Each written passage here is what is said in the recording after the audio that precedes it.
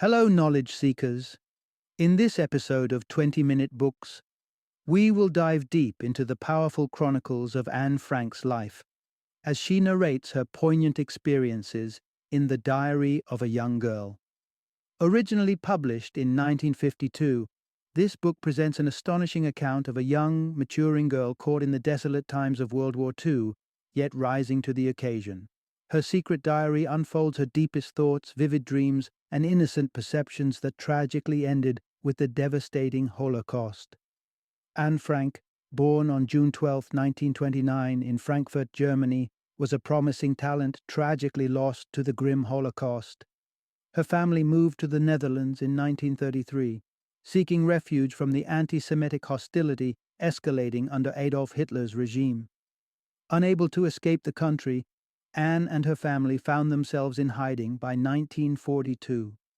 Her diary, a heartfelt testament of her journey, has since been Anne's enduring legacy to the world. The Diary of a Young Girl is an essential read for those who find fascination in the stories of life during wartime, individuals who admire the relentless spirit of survival, and young women in search of inspirational figures. Join us in this episode as we explore this timeless testament of courage, resilience, and the unyielding human spirit.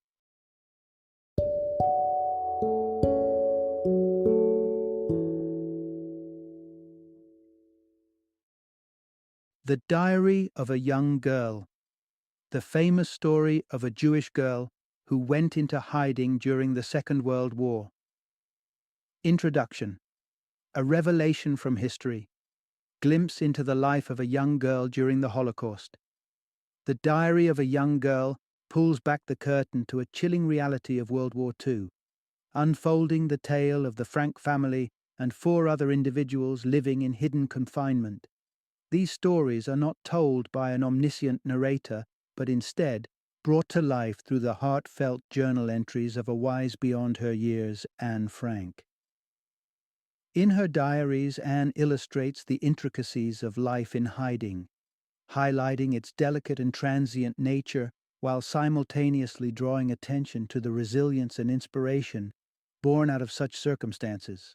Every year, countless individuals flock to the city of Amsterdam, drawn to the quiet building that once housed Anne Frank. It isn't just architecture they seek, but a chance to pay homage to the young girl whose diary has emerged as one of the most impactful literary works of the 20th century. As Anne's thoughts, dreams, and experiences echo across the years, they offer a somber reflection of the invaluable lives cut short by the war. As we delve into the depth of Anne's world, we'll uncover the harsh realities of life for Jewish families in war-torn Europe, the power of love, blossoming in the most unlikely places, the incredible journey of a teenager's diary on its path to becoming a global bestseller.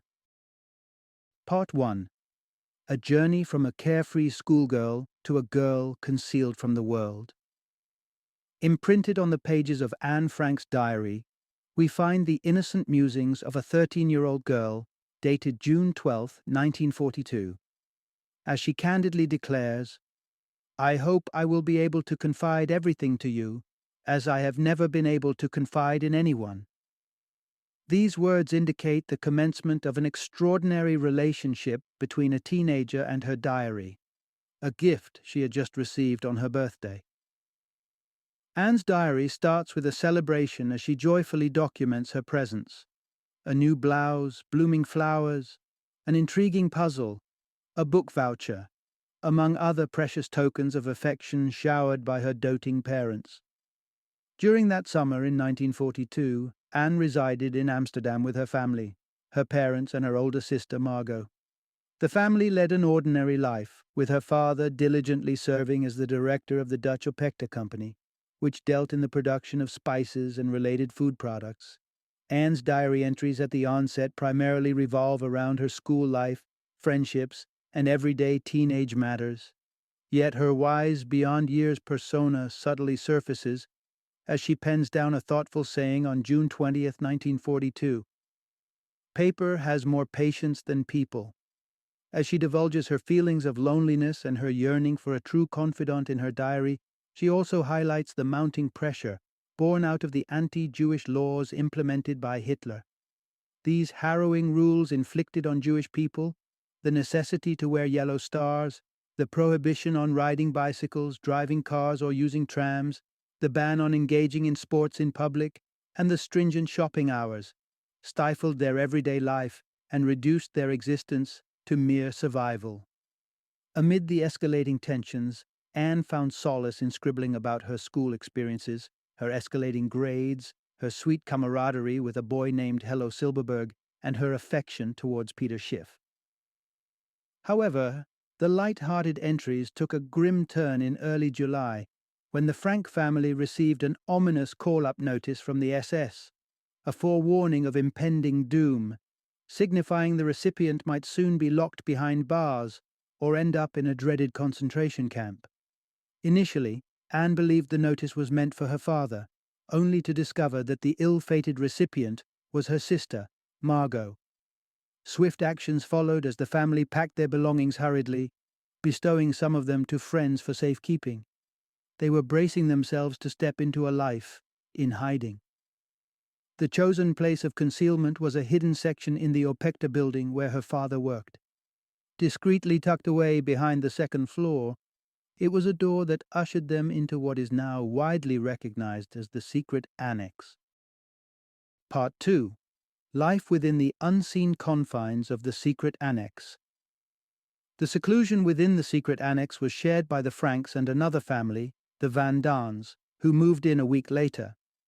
The Van Daans, referred to as such in the diary, Anne uses pseudonyms, consisted of Mr. and Mrs. Van Daan and their teenage son, Peter. Mr. Van Daan was a professional associate of Otto Frank, Anne's father. Only a handful of people working at Opekta were privy to the clandestine annex and its inhabitants.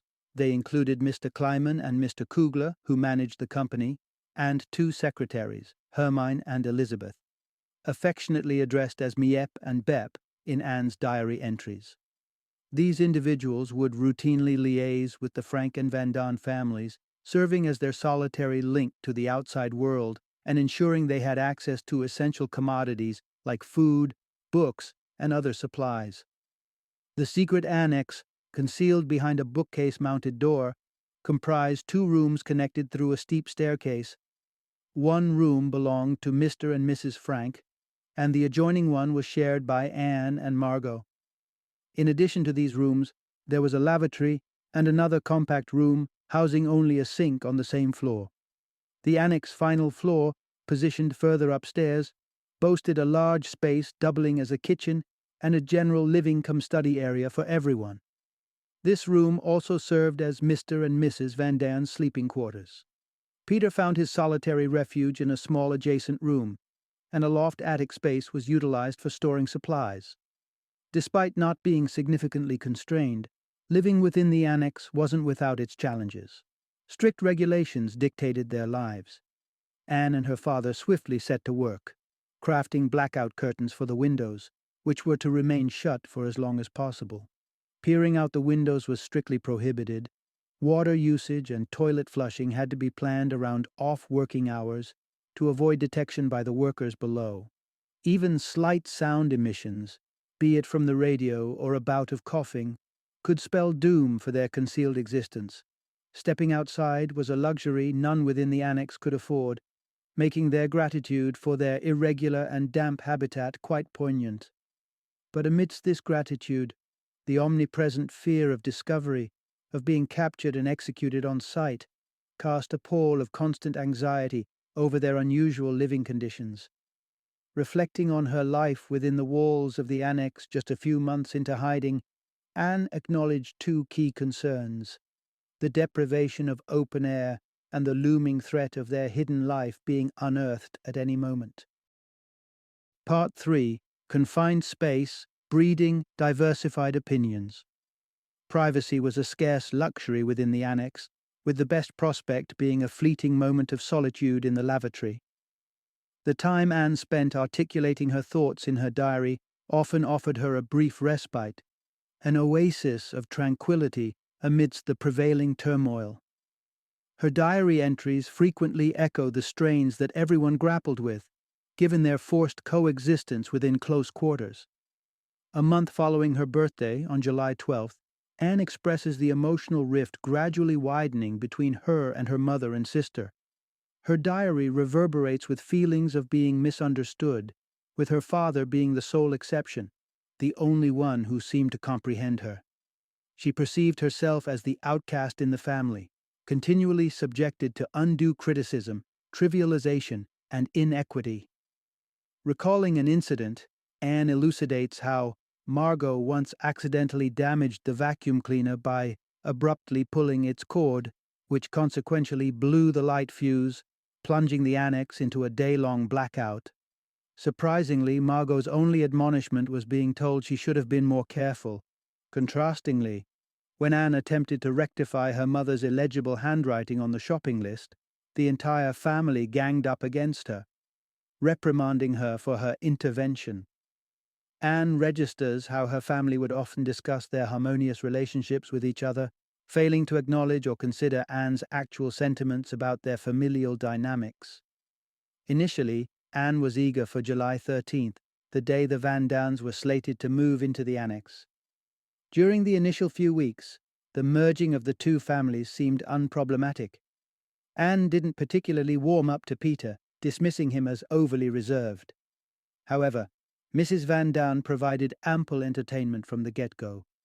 She arrived carrying a chamber pot nestled within a hat box, hilariously justifying it by confessing, "I just don't feel at home without my chamber pot."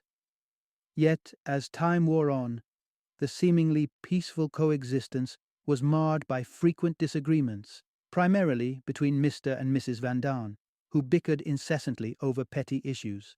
Further adding to the awkwardness was the brewing tension between Mrs. Van Daan and Mrs. Frank, which often stemmed from the former's disparagement of contemporary parenting methods. This included permitting teenagers to read adult books and disregarding the importance of modesty in a young woman's upbringing. When Mrs. Frank concurred with Mr. Van Daan's assertion that modesty wouldn't necessarily lead to success in the world, Mrs. Van Daan couldn't hold back. Her face turning a bright shade of red in annoyance, she fervently condemned such modern child-rearing ideas, specifically those encouraging Anne against embracing modesty. The amusing irony was Mrs. Van Daan's ardent insistence on her own modesty and her denial of being overly assertive, oblivious to her contradictory behavior at that moment. Mrs. Frank's laughter in response only intensified Mrs. Van Daan's aggravated crimson blush. Part 4. Navigating Daily Pressures, Healthcare and Sustenance. When you're obliged to share a confined space with the same individuals each day, tensions are bound to surface. Yet, certain everyday factors could potentially exacerbate the overall sense of apprehension and instability. Health and nutrition were two such perennial worries that could not be easily managed or controlled. In late October 1942, Otto Frank, Anne's father, was stricken with a suspected case of measles. The incident served as a harsh reminder of their delicate circumstances, where consulting a doctor was not an option. All Anne could do was hope her mother's remedy, helping him sweat out the fever, would work. As time elapsed, every bout of coughing, every cold, measles, flu became grounds for alarm. Medical essentials like aspirin, codeine, and valerian drops turned into invaluable resources. Meanwhile, their meals hovered between monotonous and uncertain. It wasn't unusual for one or two abundant ingredients to dominate their breakfast, lunch, and dinner menus. Potatoes frequently made it to every meal, albeit sometimes in a considerably decayed state. During a particularly grim phase, lettuce was the only accessible vegetable. Hence, they had to resort to consuming lettuce in every conceivable form, boiled, raw, and served alongside putrid-tasting potatoes. The Franks and the Van Daans relied on black market ration coupons to procure their food. However, the prices of these ration books were erratic, their loyal friends committed to obtaining and delivering food back to the families. But the financial strain was ever present. Birthdays and holidays were rare exceptions to their dietary woes. On such occasions, they would allow themselves some indulgences. The annex inhabitants would preserve some of their sugar to bake something sweet or set aside a pot of yogurt as a gift. Bep and Miep would also contribute, often arriving with food presents such as a bottle of beer for each adult. Nevertheless, procuring food came with its own set of risks. Take, for instance, hauling a 50-pound bag of beans up a staircase, a daunting task in itself. And when the bag splits open, sending the beans tumbling down the stairs, the ensuing noise is deafening. Anne's diary entry, dated November 9, 1942, narrates such an incident when Peter was carrying a bag to the attic, which split open, releasing a flood of beans down the stairs. The others in the house mistook the noise for the building collapsing. The aftermath had them recovering stray beans for days on end. Thankfully, the bean incident didn't trigger any additional alarms. By mid-November, Mr. Frank had recuperated, marking his recovery with the arrival of another resident in the annex. Part 5. Welcoming an unexpected roommate. By November, after several months of cohabitation in the secret annex, the inhabitants mutually agreed that they could accommodate one more individual. The world outside was teeming with countless people desperately seeking sanctuary.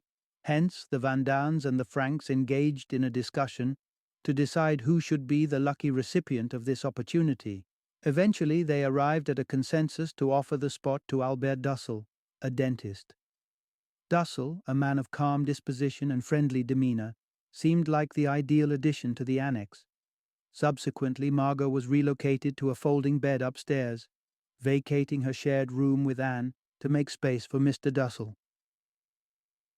Mr. Dussel stepped into the annex around November 17th. Upon arrival, he was greeted by a heartwarming sight. The Franks and the Vandans assembled around the dinner table, welcoming him with a cup of coffee and a shot of cognac. Surprisingly, Dussel revealed that their cover story had been accepted. The common belief was that the Franks had successfully traversed the border and were currently stationed somewhere in Belgium. As the initial bewilderment wore off, he shared distressing updates about several mutual acquaintances who had been apprehended by the SS. He narrated tales of nightly raids, where the SS would go door to door, armed with lists, asking for specific individuals and detaining entire families. From her vantage point in the annex, Anne had observed groups of people being herded by the SS. She saw men, women, children, the infirm and the aged being escorted down the streets, some of them beaten until they could barely trudge on. In her diary, Anne admitted to occasionally laughing and subsequently being racked with guilt. It seemed inconceivable to laugh while her friends could potentially be in grave danger or worse. However, how could she spend her days drowning in tears? Despite her attempts, the looming fear for her fate and the fate of her loved ones was an ever-present concern. Yet, she remained determined to prevent the secret annex from spiraling into a hub of desolation. As they soon discovered, Mr. Dussel was not as affable as he initially seemed. The initial few days of harmonious coexistence eventually gave way to his disciplinarian and lecturing demeanor. He even started providing unsolicited reports of Anne's misconduct to Mrs. Frank. Each time Mr. Dussel reprimanded her, Anne could anticipate a subsequent reprimand from her mother. Anne started referring to Mr. Dussel by the moniker His Excellency. Anne described her nights spent ruminating over her alleged misdemeanors and exaggerated shortcomings. The list was so extensive that she was often torn between laughter and tears. She was acutely aware of her imperfections and earnestly wanted to enhance her character. However, the relentless criticism directed towards her seemed unjust. Nevertheless, not everything was bleak. Hanukkah and St. Nicholas Day were just around the corner. Part 6. A persistent cloak of fear. Noises and break-ins. Inhabiting the annex came with its set of perennial anxieties. First, the fear of generating noise that would draw unwanted attention from the warehouse workers during the day. Second, the constant threat of burglaries. As the war raged on, Amsterdam City was plagued with a mounting number of break-ins. Many citizens dared not to leave their homes, fearing that they might return to find their belongings pilfered. Naturally, an establishment such as Opetka, with its isolated warehouse and office premises, was particularly vulnerable to such incidents. One of the earliest break-ins transpired around March 25, 1943. It was nighttime, and Peter descended the stairs to share hushed news about a toppled barrel and suspicious sounds of someone fumbling with the warehouse door with Mr. Frank. Coincidentally, Mr. Van Daan had been suffering from an obstinate cough that night. So while Peter and Mr. Frank stealthily ventured downstairs to investigate the disturbance, the rest of the household strived to suppress their alarm with each resounding cough from Mr. Van Daan. Eventually, they decided to administer codeine to Mr. Van Daan, effectively quelling the disruptive coughing. Anxiety gnawed at Anne as she dreaded the possibility that Peter and her father might not return. However, they eventually did return. The mere sound of footsteps descending the stairs had apparently been sufficient to deter the potential burglars. Unfortunately, this incident would not be the last of its kind.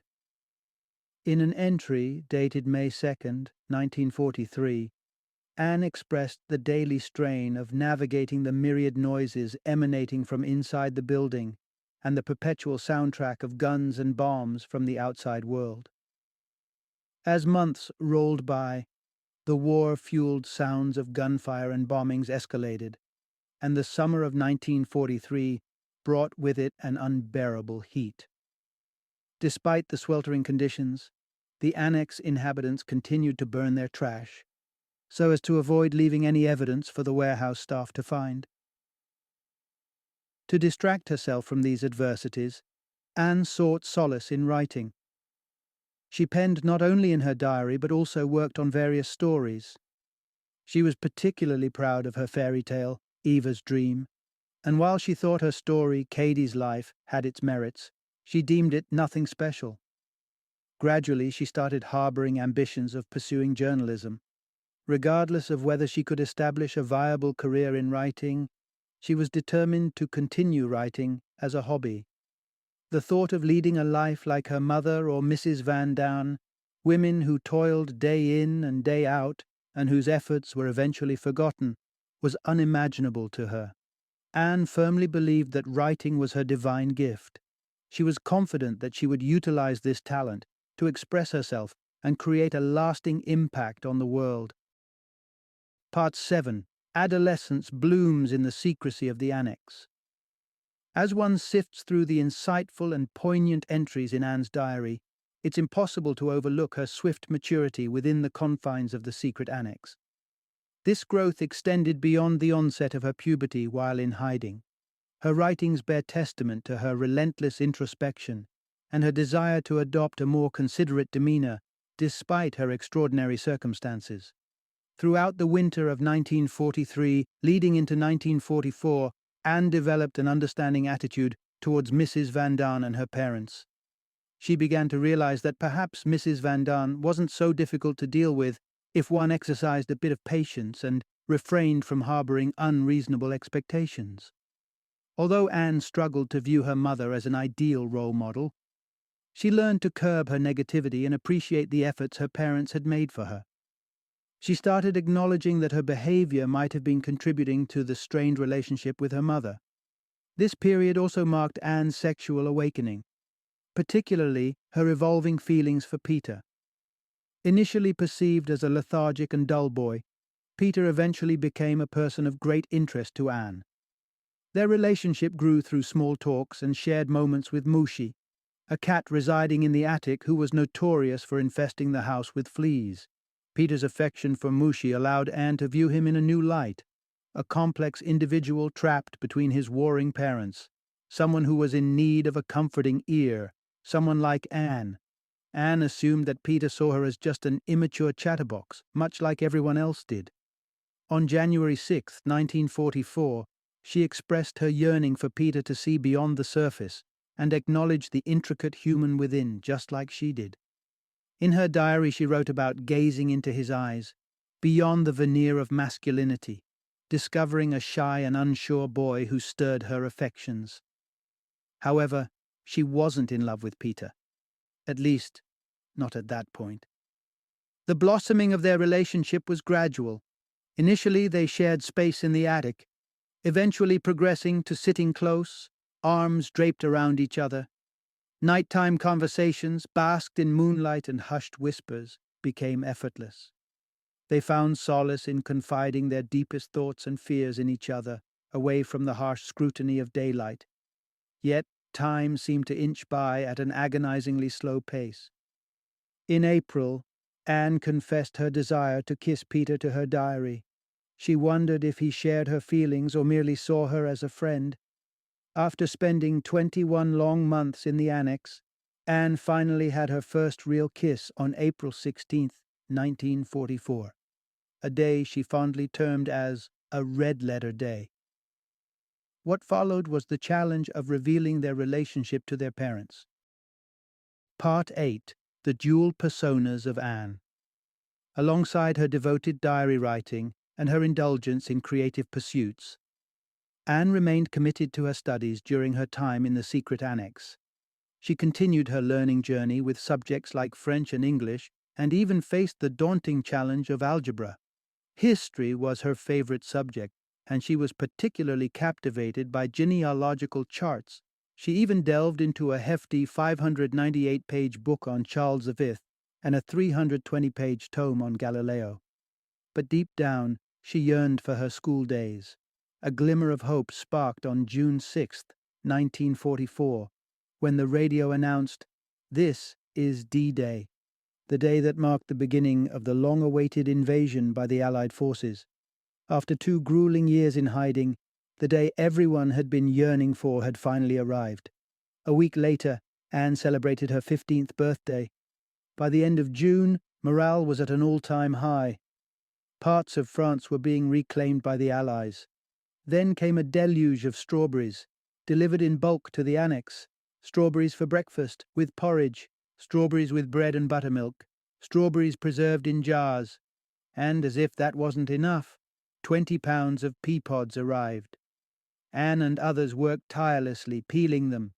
The monotonous cycle of snapping the end, stripping the pod, pulling the string, and tossing the pod into the pan seemed never-ending. They were all nauseated by the end of the tedious task, but it solidified Anne's resolve never to succumb to the life of a housewife. Meanwhile, her relationship with Peter plateaued. What began as a romantic venture gradually settled into a warm friendship. Goodnight kisses were still exchanged, and mutual affection was present. Yet Peter's perceived limitations and apathy discouraged Anne. She saw Peter's old habits of laziness resurface, and she couldn't fathom it. His nonchalant remarks about resorting to a life of crime post-war unsettled Anne. She struggled to comprehend why someone would choose the easier path or surrender to their flaws without putting up a fight. She was fully aware of her own weaknesses, but they only fueled her determination to strive for change and overcome them. In an entry dated August 1, 1944, Anne wrote about her dual self-perception. One was the frivolous, light-hearted Mary Anne that people perceived and dismissed, and the other was the better, deeper, kinder Anne that froze when under scrutiny. Not everyone saw this deeper Anne, but she was the driving force behind her actions. Anne was fiercely committed to integrating this quieter, good part of herself into her exterior persona. This moment of introspection marks the end of her diary, leaving us with her unfinished journey of self-improvement.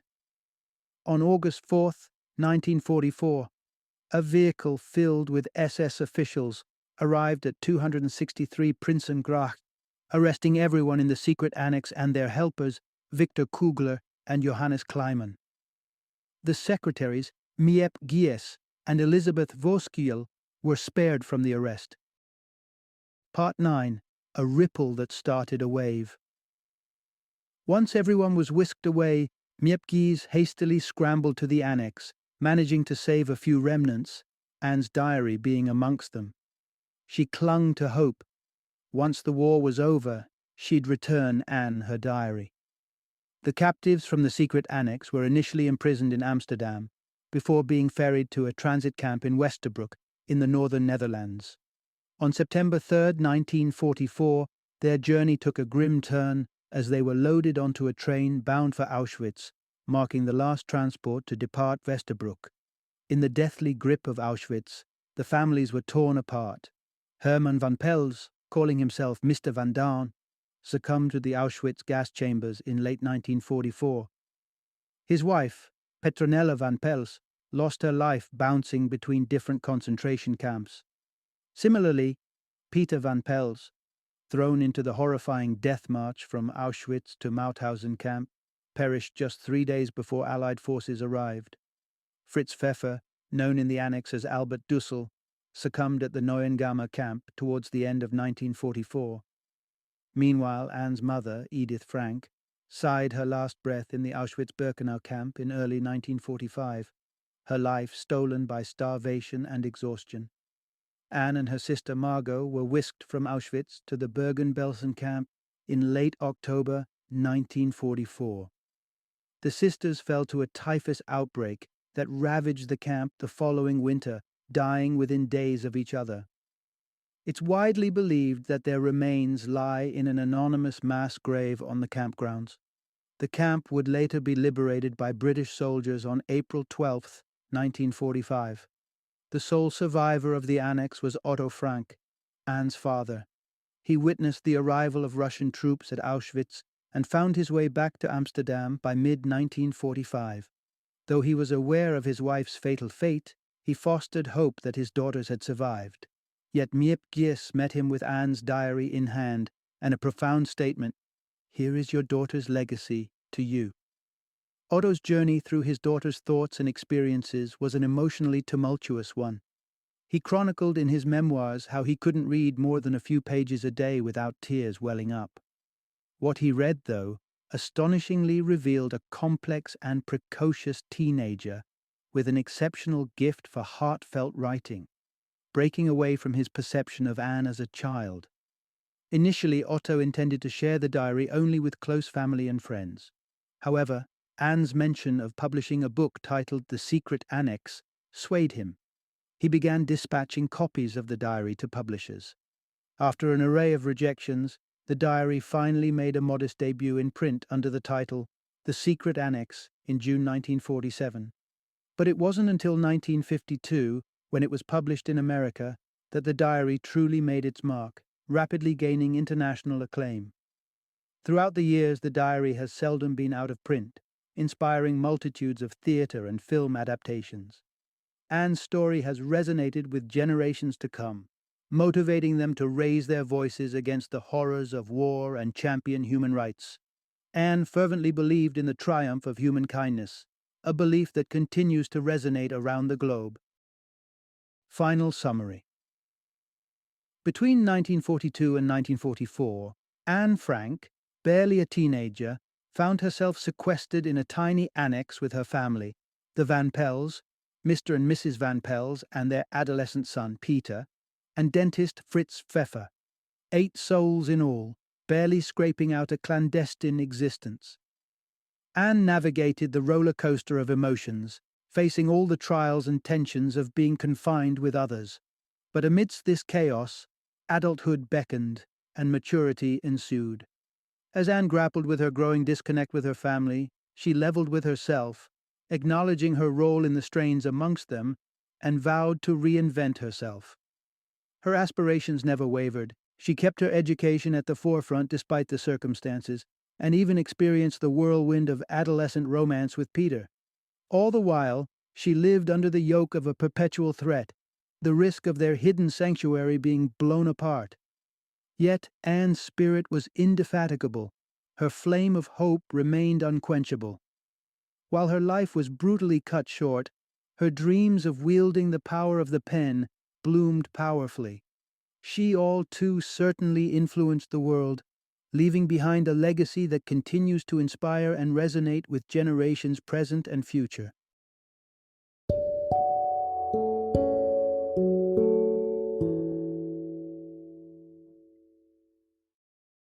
Thank you for joining me today on this journey of learning and discovery as we explored the insights of another thought-provoking book in our growing library of knowledge. If you've enjoyed our time together, please take a moment to follow our podcast, give us a 5-star rating, and share 20-minute books with other knowledge seekers. Your support truly means a lot. Don't forget to join me again in the next episode, where we will delve into another enriching book. Until then, happy reading and happy listening.